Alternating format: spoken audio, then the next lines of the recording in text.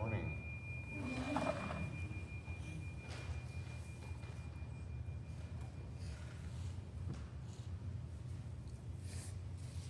Today, we're back in the narrative in Luke at the beginning of Jesus' ministry. 2 weeks ago, we heard about how word of Jesus began to spread throughout the countryside.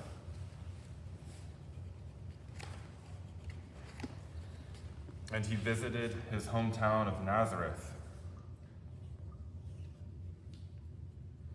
Everywhere he went, people were amazed at the authority with which he spoke to other people, as well as to the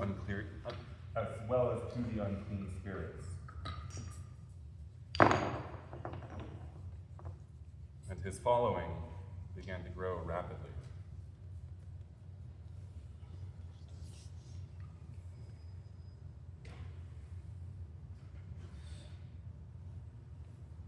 There was one day when Jesus was standing beside Lake Gennesaret, when the crowd pressed in around him to hear God's word.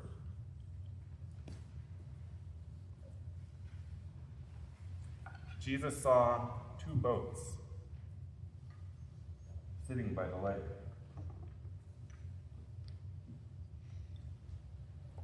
The fishermen had gone ashore,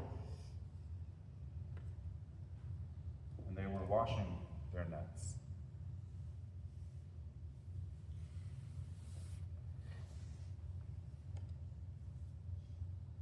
So Jesus boarded one of the boats,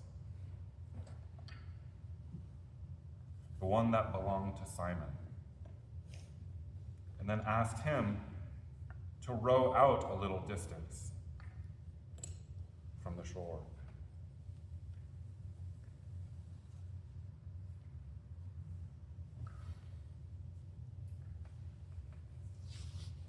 And Jesus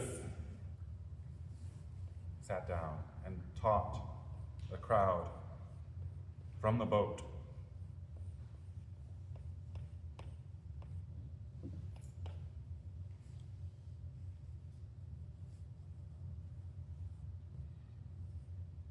When he had finished speaking to them, he said to Simon, "Row out farther into the deep water and drop your nets for a catch." But Simon replied, "Master, we've worked hard all day and night and caught nothing. But because you say so, I will drop the nets."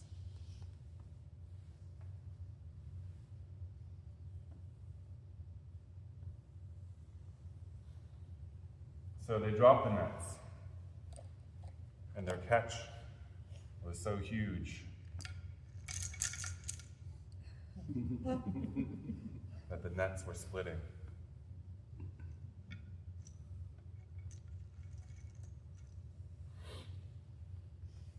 And they signaled for their partners to come in the other boat and help them. And they filled both boats.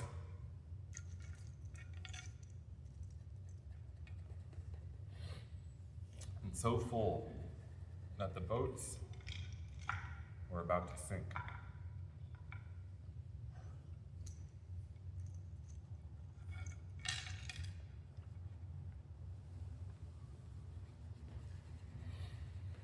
When Simon Peter saw the catch, he fell down at Jesus' knees and said, "Leave me, Lord, for I am a sinner." And Peter and those with him were overcome with amazement because of the number of fish that they caught.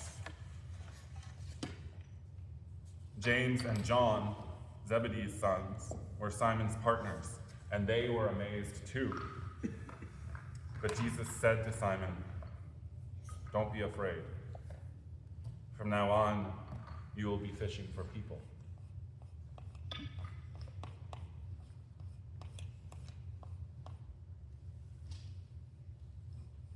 As soon as they brought the boats to shore, they left everything and followed Jesus.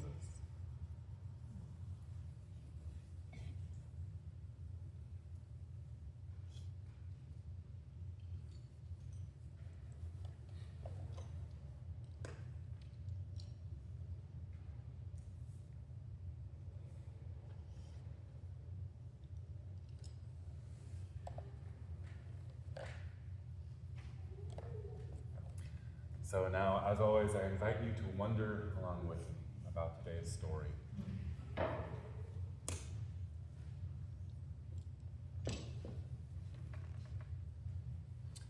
I wonder about this crowd here at the beginning.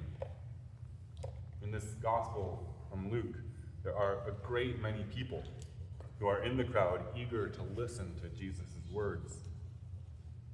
I wonder what they were hoping to get out of listening to Jesus' teaching.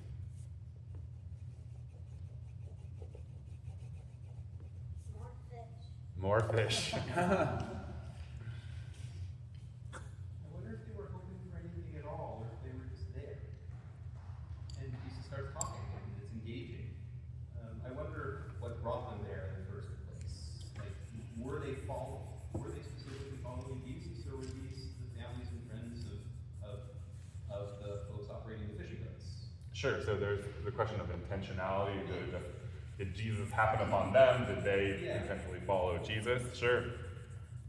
Well, and his reputation precedes this, right? So that they've maybe heard about him. Mm-hmm. So they're coming to see who is this guy, what's this about, without expecting anything specific. Sure, so there's, yes, perhaps still a lot of questions, even as they're gathering to listen to him.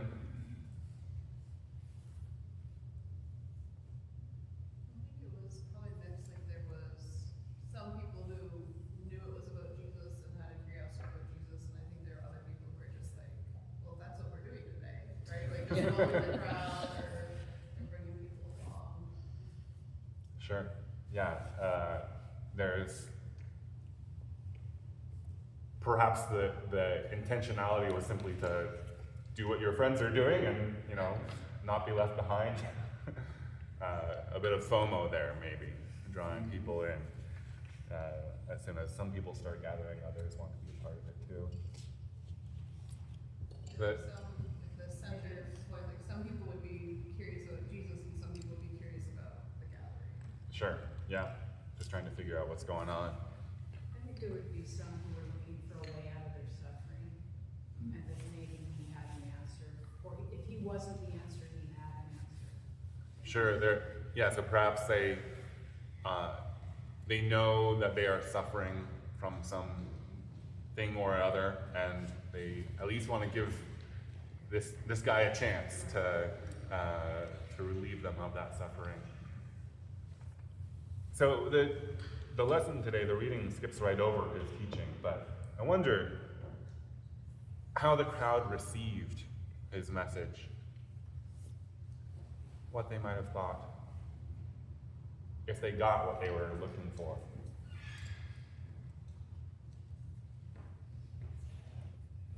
Is this a lake that has waves, or is this kind of a quiet place?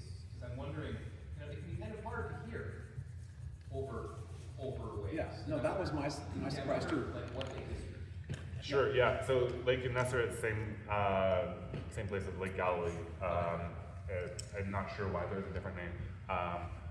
And from my experience of being on the Great Lakes in Michigan, I think they're a lot smaller than that, and the waves there don't seem that large. So I'm not sure, but I imagine the waves are not very loud. But still, acoustically, from out in the water, Yeah. for the sound to travel to the people on shore, it seems odd to me. They didn't have microphones back then. No. It was one thing to be out in the middle of the sea. Well, not necessarily a while away from shore. With a microphone and with all the speakers on shore. It's another to be yelling at the crowd trying to teach them. Right. can barely hear you. Yeah, so there's something going on here that Jesus is using this boat as a form of, microphone to help his voice travel over the water to more people. I think maybe because like God might have just like a really, really loud, boomy voice. Yeah, so It's kinda like God. perhaps Jesus' voice was more powerful than your average human because he wasn't your average human. When we visited Israel, we were taken out to Lake Galilee. And there are places where there are high cliffs rising up above the lake. And you actually can hear, you can make your voice, echo against it, kind of use it as a natural amphitheater. Yeah. Okay. And so our tour guide was saying maybe that's what Interesting. happened in that particular spot. Yeah, so you've been to a place there at the lake and experienced that natural sort of amphitheater experience. Amphitheater, yeah. It was very, very interesting. And also, just also to say, while we were there, we went to a museum where they had found, I think back in the 60s, they found a boat from this period. And it looks just like that. They reconstructed this beautiful museum that has all temperature control, but it was very moving for me to actually see a boat from that period. Sure. Yeah. Well, I was thinking he went out on a lake so he wouldn't be crushed to death. And Sure, All these yeah. people are pressing in, Yeah. they won't hear, and it's dangerous. Right. So in addition to perhaps an amphitheater effect, there's a little bit of like, give me some space so that, we can all be here safely without a crushing mob effect. Yeah. So out here on the water, Simon responds to this overload of fish, saying, "Leave me, Lord, for I'm a sinner." I wonder what Simon realized about Jesus in that moment that caused him to respond like this.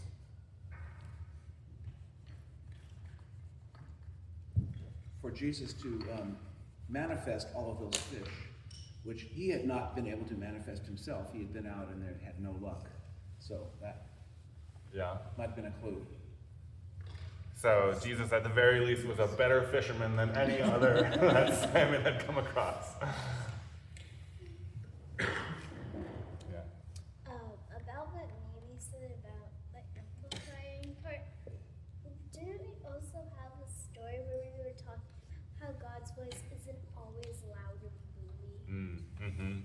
Yeah, we've also talked at other times about how God's voice can sound like many different things. Yeah. But there's still fish in the sea. There are still fish in the sea, here in the lake. What does that say to you? They didn't catch a lot, like a lot because there's so little fish in the sea. Okay. So they didn't catch as many as they could have. Yes. Okay. They didn't make the fish go extinct. They didn't make the fish go extinct. Yeah. That's good. Sure. They didn't exhaust the supply of fish in the lake. I'm trying to put myself in the place of someone who's just done something incredible, and to think, and to go from there to, leave me, I'm a sinner. And this is the part of the story that I have a real hard time with. Sure. Like, I don't understand the logical leap there at all. Maybe. Leave me, we need more room for fish, I don't know.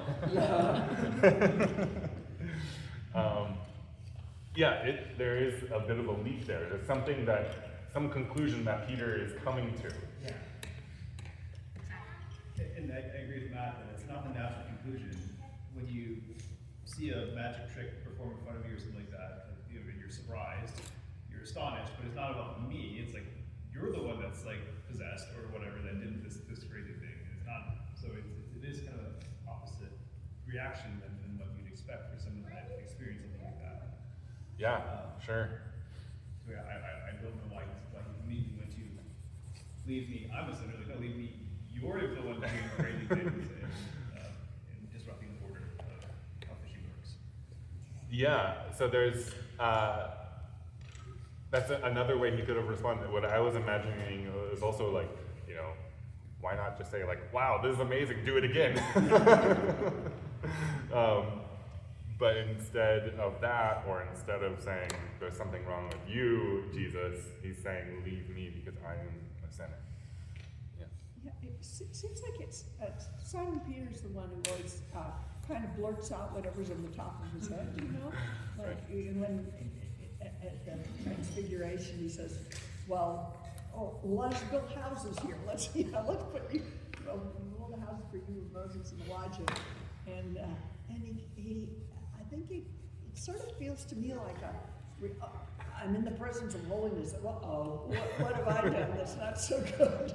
Right. I don't belong here. And yet it appears when he says at the end of the story, he doesn't name him specifically, but I think we're to understand he follows Jesus. He goes, stays with Jesus. Yeah, there's something very impulsive about how Peter responds. Yeah.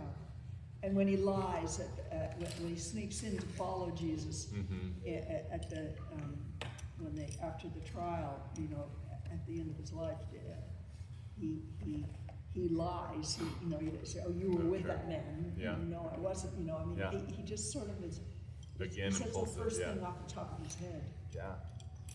So I wonder, related to what you were just saying, you know, there were many people in this crowd, but as you mentioned, Peter and James and John ended up following Jesus. So I wonder why Jesus didn't call any of the others to come and follow him. Why did he call Peter and James and John to become fishers of people? What does that mean, though? What does fishers of people mean?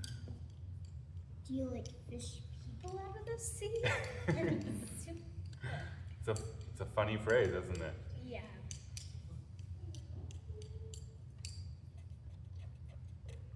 Maybe because Peter recognized his failings or his state of still being sinful. He was the very person that would make a great leader. He's got a growth mindset and knows that he can do better rather than people who think they're already complete. Sure. So yes, I love that. A growth mindset. He's willing to listen to Jesus' calling. And something else that's interesting, Simon, his name before Jesus started calling him Peter, actually means, you know, one who listens. Like when we say the Shema, Shimon is Simon. I was thinking this book, like when you think back to Moses as well, it's a person who sort of recognizes their shortcomings and inadequacies and like, I'm not really the one who need for this job. And they're the ones that God is calling out. So there's that recognition of his own inadequacy, perhaps a humility there, a willing to be taught, a growth mindset. You seem like a very persistent personality, at least as opposed to the last commandment, foot washing as well. There's still just like, I'm not worthy. Like, and just like this needing of, like Peter might have needed to be called, invited even more than others. Like even at the end, it's like the repeated reassurance. Like I'm going to ask you time and time, so we're just going to rehash this. Kind of just like this grew together, like we're committing to this person. Are you referring to the whole, at the end of John, it's like, do you love me more than these, feed my sheep? Do you love me more than these, feed my lambs? That, the repeated, come on, let's do this. In some ways, it always does that as a rhetorical device, but also that maybe to some degree, like Peter needed it. Yeah. Yeah, so there's perhaps a sense of the Peter's own need for that calling, to be called out in particular, a sense of perhaps being more open than others to that. So I just reread the whole thing, and it was talking about how the boat is Simon's, and that James and John were his partners. So I wondered if it's because they were the leaders, they were the ones in charge of the men already, that that's why they were called. And then also, I'm thinking if they've been out catching fish all night, they'd have this crew working for them, right? And it says that James and John and Simon were the ones that were awestruck. The rest of the guys were just like so tired and like, whatever, we're doing this. And maybe all the workers aren't the ones who made the money from the fish that came. Sure. So Yeah, so James and John had more to lose too, like that. Sure. So yeah, so you're reading between the lines of the narrative and also my depiction, and understanding that there are probably more people who, run these boats as well, not just the ones who are named. And perhaps there was something about their position as leaders of the fishing crew that they were also called to be leaders in Jesus' movement. I wonder then, given all that we've discussed, where the good news is for you today. For me, the good news is the one thing we didn't talk about, and that was the fact that these fishermen left probably the biggest catch they've ever had to do something else. That's the part of this story that always gets my attention, they suddenly had this great success, and they chose not to stick around and sell those fish, but to follow the person who helped them have that big success. Sure. So that's what I noticed about it. Yeah, so the willingness to not seize the abundance, Yeah. rather to walk away, to seek something even more precious, perhaps reminiscent of the other parables of the pearl of great price, or etc. I think the good news is that it's all right to have faith and hope and not be afraid. So, in my life, I have a lot of reasons to be afraid. But it's okay to not be afraid and have faith. Things will work out for the best. Sure, so the good news is that trust, that faith, that God will provide, that there will be that abundance.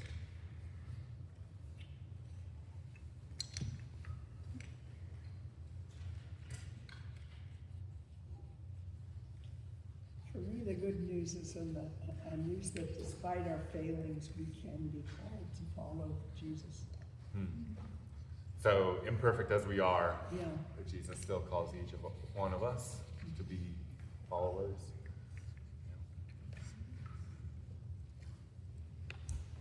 I think for me, it's that Jesus meets us, that Jesus came to where they were, and they went to that same place. And that, it's not like Jesus is situated here, so if you wanna get contact with him, you have to go there. It's just like Jesus meets us. Yeah, so Jesus meets us where we are and also invites us out of staying there.